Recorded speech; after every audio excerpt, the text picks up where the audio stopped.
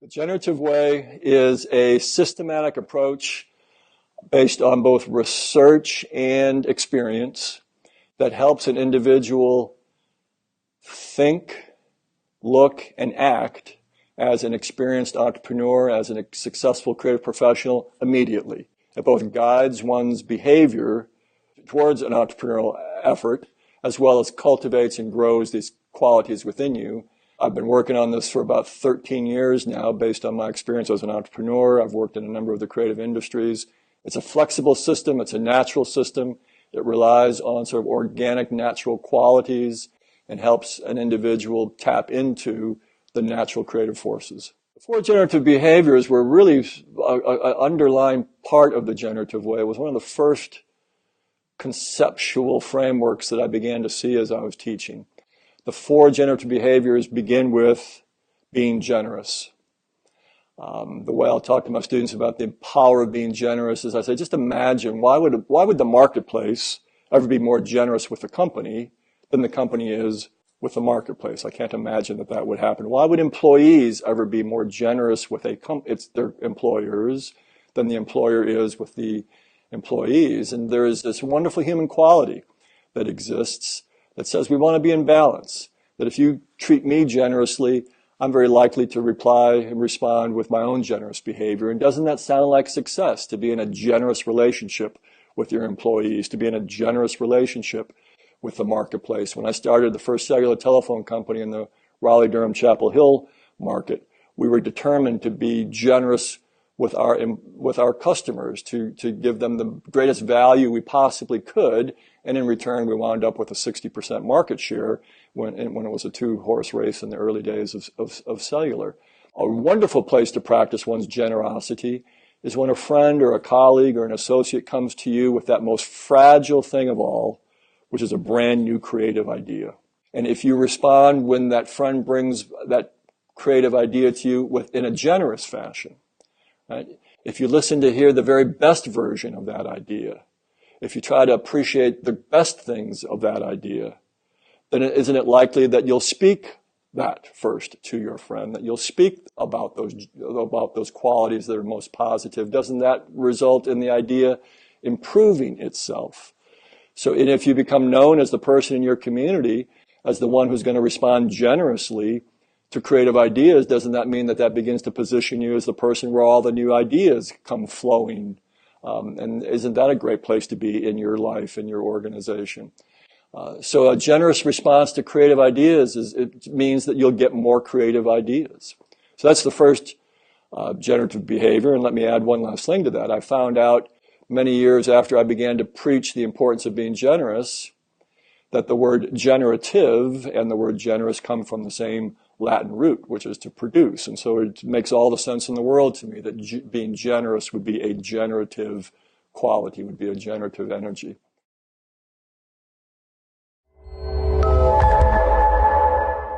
The second generative behavior is to be humble.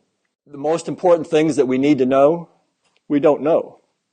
And that takes a bit of humility to fully appreciate that, right? There can be an intellectual arrogance that often exists, that we think we know, and so we stop thinking about it, we stop asking the appropriate questions. So to approach a challenge, to approach an opportunity with this appreciation that you know very little, and what you do know is mostly useful in helping you shape the questions about what it is that you need to learn about what's happening here, is a practical reason why you want to be humble.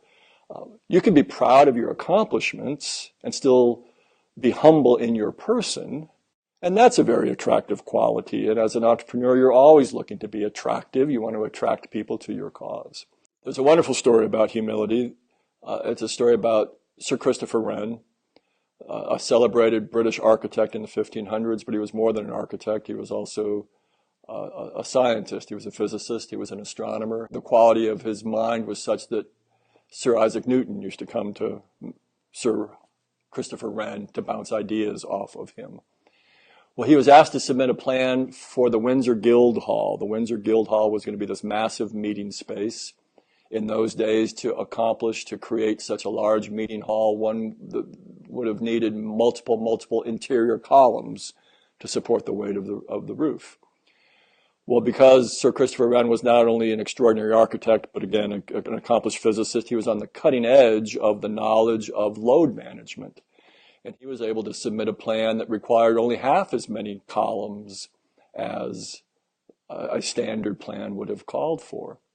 Well, because the suits, the men who were going to fund this project, were caught up in the status quo and were conservative, they rejected the plan. He tried one more time with the plan. It was rejected again. He really wanted the commission, and so finally he submitted a plan, Sir Christopher Wren did, with all of the columns that the folks were calling for the Windsor Guildhall. Well, it was built.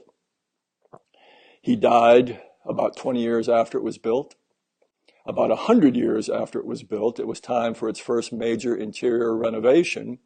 And as the workmen were raising the scaffolding to work on the renovation, they finally got to a point where they were eye level, and they could see that for all of the columns that Sir Christopher Wren said weren't necessary, there was an inch gap between the top of the column and the roof.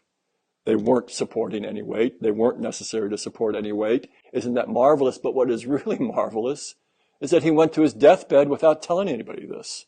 I would have been so tempted to, a couple of years later, stood on a soapbox in the middle of Trafalgar Square and said, I told you, but he didn't, right? He learned what there was to learn so that he could apply it in subsequent work, and was quite happy to know that he had accomplished it.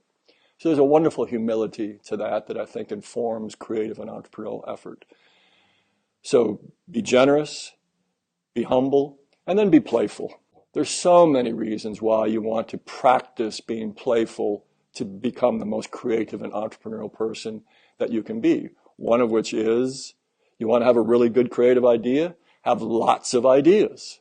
You want to generate lots of ideas, consider it to be playful, consider it to be fun. You don't want to stop doing something that's playful, so you keep on in your development of creative ideas. Another reason is that we're always looking for multiple creative perspectives. I try to discipline myself these days to never say creative perspective. I always want to make it plural to remind myself that I'm looking for many creative perspectives. Well, a playful perspective is going to be a unique perspective often in any given situation.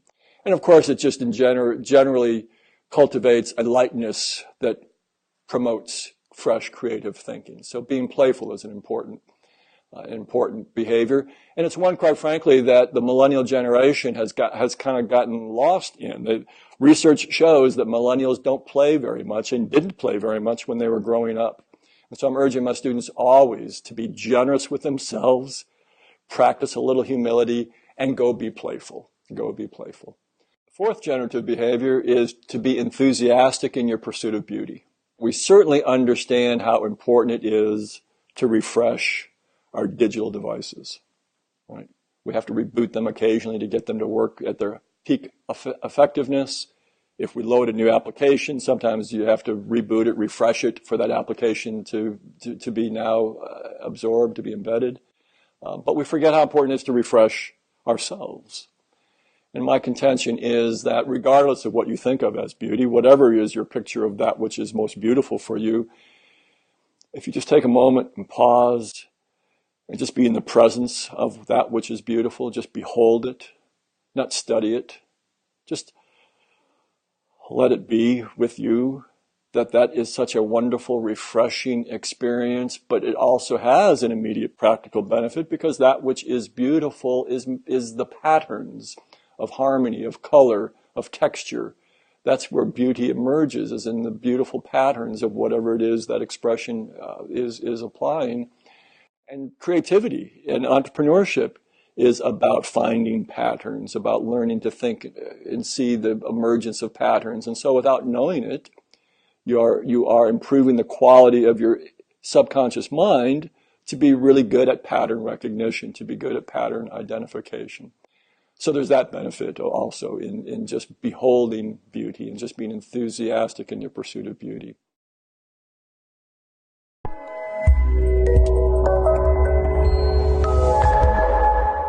Everyone is by nature creative.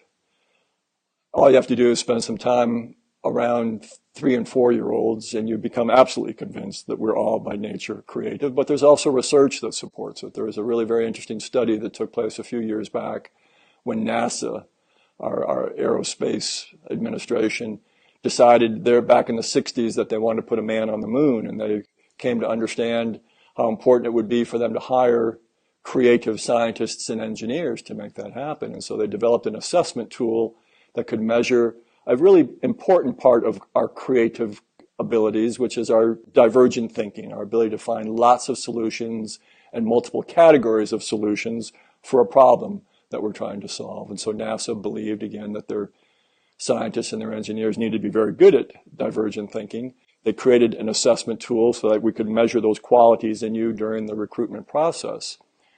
Some researchers found out about this assessment tool. They adapted it for an audience of 4-year-olds.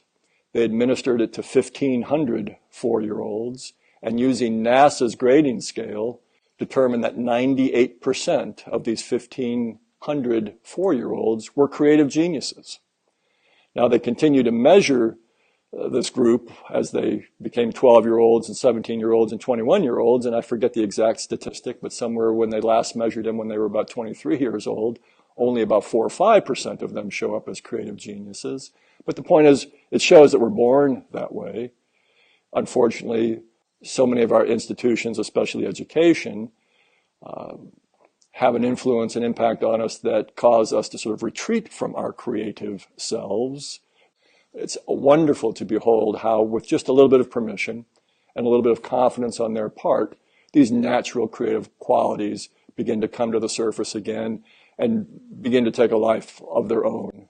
And with a little bit of intentional effort on behalf of the students, they can grow and grow over the course of a semester, often in a transformative fashion.